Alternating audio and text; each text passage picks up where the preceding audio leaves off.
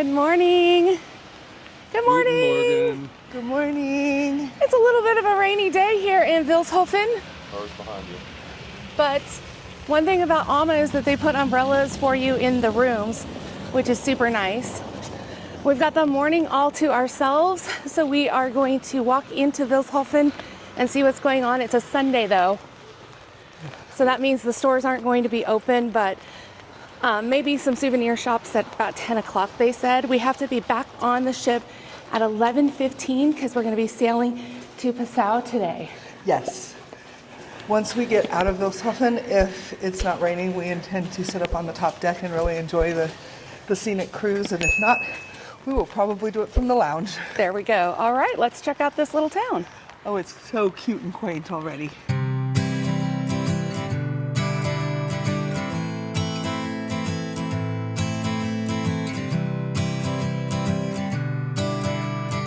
First, we checked out the high water marks. This town's seen some serious flooding.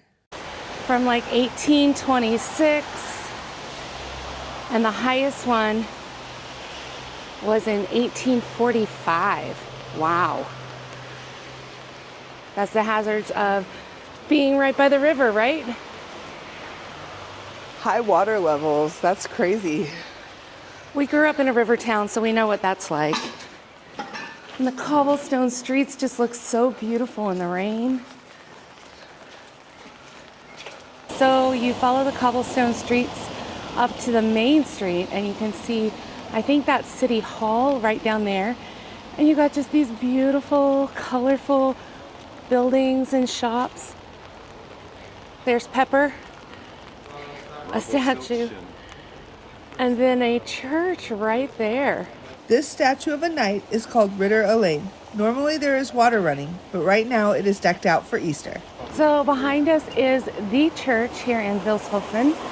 Again, we're here on a Sunday, so everything's closed, but that's okay. We're just enjoying the sights. We're probably not going to stay out very long because it's pretty cold and rainy, but had to come and check it out. The church bells are going off, but one of the things that's so cute is that they've got these little flowers in the sidewalk all along the street here in Vilshofen. Just beautiful. It makes you happy in springtime.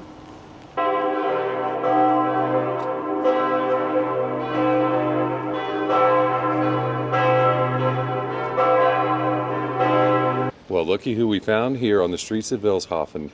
His name's Josef Groll. He invented the Pilsner in 1842. And in my opinion, he's a hero to all of humanity. So we figured out what this building is behind us. It is called the Stadtturm, and it is the city tower. It actually dates back to 1319 as the upper gate to the old town here in Vilshofen. And it was finished in 1643. They did a complete renovation on it in 2001 as well. It's just absolutely beautiful. A short walk through this tunnel brings you to the other side of the tower as well. Vilshofen is gorgeous. It is quaint and picturesque, exactly what you would think of a medieval city. It's so cool, but it is all closed down because it's Sunday, which kind of adds to the quaintness of the whole thing, though. We're kind of digging the slow vibe here on a Sunday. We think life should be more like this, where you take a full day off and everybody just rests. Well, that's going to wrap up our cute little tour of Vilshofen this morning. Really quick, just off the ship and back on it now. We're heading there. We're going to get a history lesson in just a little bit about Passau, which is where we're heading to next on our cruise. So let's hope it's not raining in Passau, but even if it is, they do give us these fantastic umbrellas like Carol said earlier, so we will be well taken care of. We are on the banks of the Danube, getting ready to get back on our ship, and we discovered this cool little statue here. It's actually three statues together that create sort of a triptych. The raftsman is the first one here with the boatmen. They were the first traders on the river. The guy in the middle is a salt hauler that embodies the salt trade, the brewing industry, which of course is very important, and fishing, which is why he's got like a sack and he's got a fish at the end of his pole. And then the bigger one at the far end is the pilot, to symbolize the profession of being a pilot that is part of being on the river. And this is called Time Arc, this sculpture Time Arc, and it was built in 2002. Once back on board, we spent time in the main lounge learning interesting history about the Danube from our cruise manager, Maddie. And afterwards, we headed to the dining room for a Bavarian-themed lunch while we enjoyed the view sailing down the river. Once again, the food was outstanding and a delightful mix of authentic Bavarian dishes and flavors.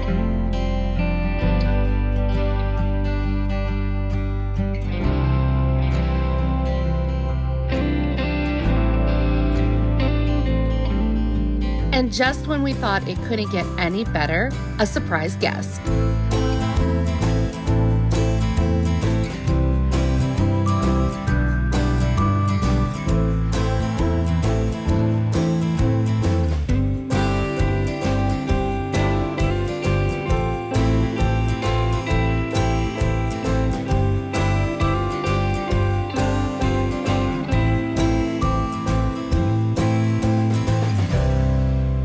Okay, well, we just came up after an awesome lunch and we're going through a lock here in Passau.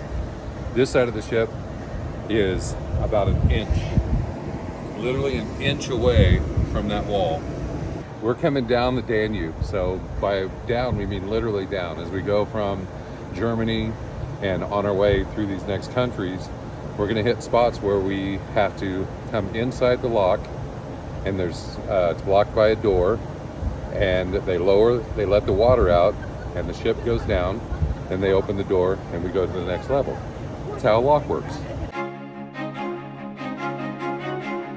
Watching the ship ease into the lock is impressive. It's a task that calls for exact control and years of practice to make it look this smooth.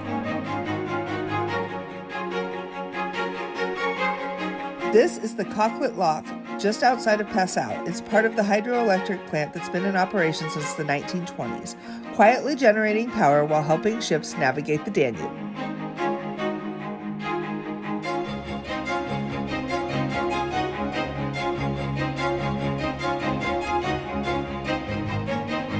As the ship settles into the lock chamber, you get a real sense of scale.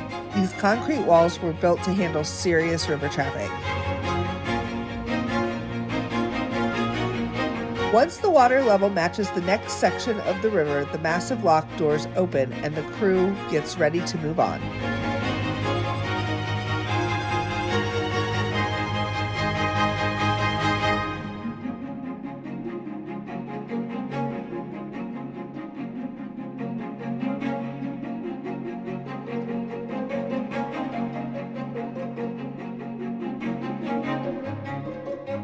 Casting off the lines is one of the final steps before we continue downstream, or upstream, depending on your direction.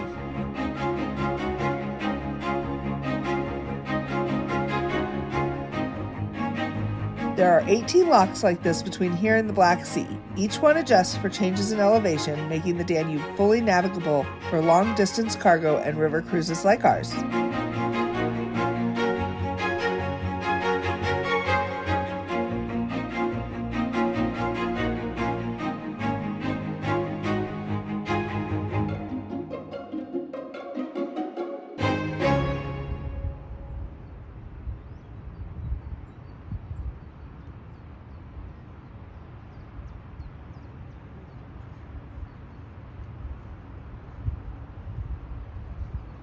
This is one of the best parts about river cruising. We are through the locks, we finished our lunch, and we are sitting out on the top deck enjoying what has turned out to be a gorgeous, beautiful day here at the end of March. We're pulling into Passau. We're gonna go for a walking tour this afternoon, but right now it's all about relaxation.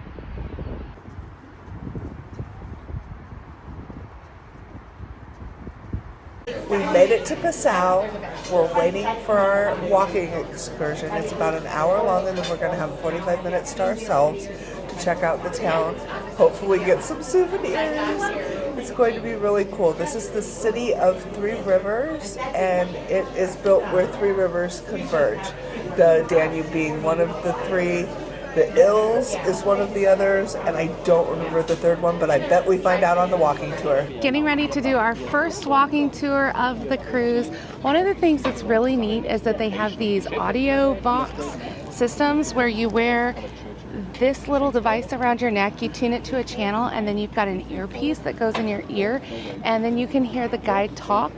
And so looking forward to that. He's talking in my ear right now. It's a nice, comfortable earpiece with a soft little bud, so it's not going to hurt your ear either. And it's got volume control so you can hear and not be right up on top of him. AmaWaterways finds the best local guides to truly give you an authentic experience. So our guide just clarified that the 3 rivers that we're going to be seeing are the Danube, the Ilz, and the Inn, and they all converge in one spot here in Passau.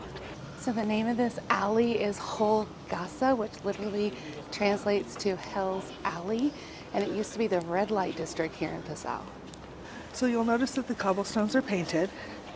They're painted because it's a large artist community in this town, and the painted cobblestones are leading you to where they are so that you can come see their art. This is one of the art studios where they do porcelain art. The realities of living in a river city, all of the high water marks from the floods over the years, including all the way up there for 2013. Just across the Ilz River, perched high on the hillside, is Vesta Oberhaus, a fortress built in 1219 by Prince Bishop Ulrich II. Over the centuries, it served as a stronghold, a prison, and even a bishop's residence. Today, it's home to a museum, a youth hostel, a restaurant with panoramic views, and an open-air theater that comes alive in the summer. This is the facade of the Rathaus, or Old Town Hall in Passau, which dates back to 1298.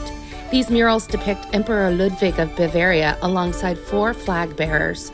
The 38-meter-high neo-Gothic tower was added between 1889 and 1892 and features a carillon with 23 bells. The bells here do ring, but only 2 times a day, once at 11:30 and once at 2:30. It's a beer fountain where you can pour your own beer. I guess when they're open, they're locked right now, but this is the greatest idea known to humanity. I love it. So we are walking along the river ends on this footpath. This footpath was used for the animals to drag the barges up and down the river. They would bring salt down from the mountains, and then they would bring supplies up to the mountains. They never let the barges go empty. And they said that this river is ice cold even in the summer because it's all glacier water.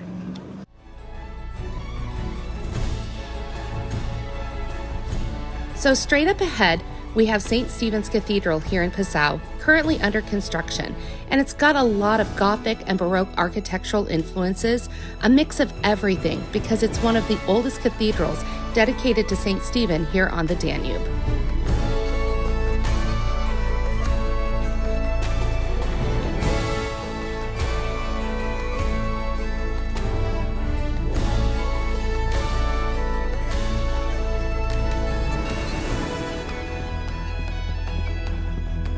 So here we are at the front of St. Stephen's, which houses the largest church organ in all of Europe. I do believe it has 17,974 different pipes. One of the highlights of our tour today in Passau. I wasn't quite prepared for how beautiful the inside of St. Stephen's would be. The architecture is grand but not heavy, and the ceiling, layered with Baroque detail and soft artwork, really pulls the whole space together. It's the kind of place that makes you stop and take it all in, even if you've seen a dozen cathedrals already. So we just wrapped up our walking tour with AmaWaterways of Passau. What'd you all think? It was really cool. A little longer than I thought it was going to be, but he took us through quite a few cool things. We got to see the Enns River and several of the cathedrals. Yeah, inside St. Stephen's Cathedral was gorgeous, just stunning artwork on the ceiling, and we got to see a little bit of the pipe organ, but it is under construction right now. But it is the largest pipe organ in the world at 17,974 pipes when it's completed. I think this is one of the best ways you can learn about the history of this region, or really any region for that matter. You just learn so much, the detail, and really puts it all into perspective when you're actually walking through it and living through it. Yeah. It's really great to have a local guide because they know all the ins and outs of the city, and that's something that Ama does for you at every city. That's right. Our guide is actually born and raised here in Passau, so he knows this area better than anyone else. We're going to do a little shopping and head back to the ship. Once on board, we treated ourselves to another delicious dinner. The food honestly exceeds expectations every time.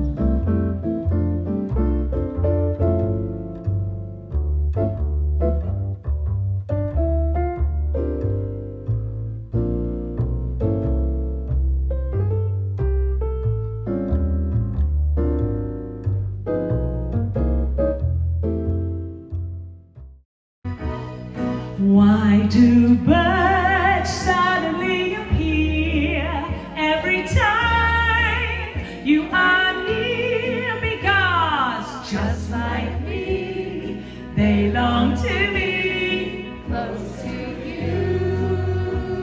And why do stars... After dinner, we were treated to a true talent straight from London's West End for some singing and laughs. Stuff. So we are going to get our hands clapping, come on, and our toes tapping, come on. Because you know where you're going tomorrow? Nobody cares. It's just going to be more churches. My, did I ever let you go? All right, forget the clapping, that was a disaster. Well, that's going to do it for us for tonight. We had an amazing dinner, and then there was a singer on board, and we danced the night away, right, Carol? Absolutely, and we enjoyed ourselves at the dinner, and tomorrow we're going to Český Krumlov in the Czech Republic. It's going to be so much fun here on AmaWaterways, so join us.